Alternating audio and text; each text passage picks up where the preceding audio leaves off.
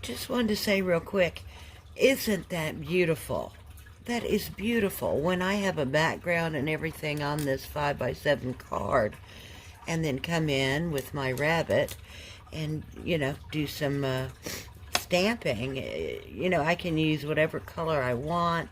I mixed black and brown to get this kind of effect. We had a really good effect over here on our practice paper that I was like, now I know what I need to do. I was putting a little bit too much ink on it. And if I put any liquid color, you want to stamp it first on something else, just to get that heavy ink off so that it's not a blur.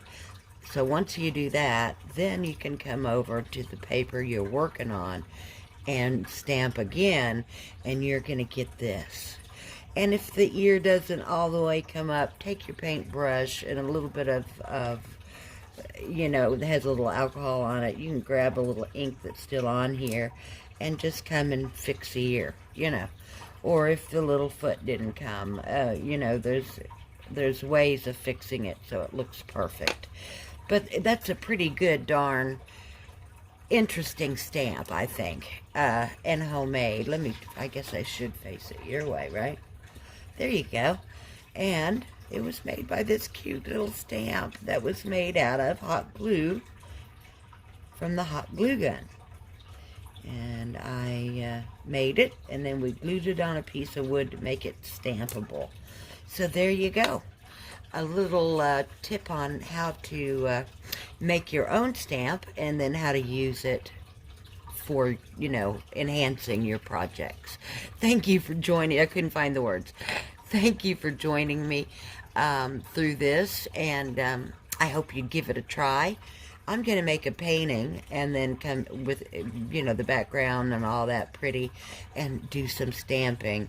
And that'll be the next video, so I hope you watch it.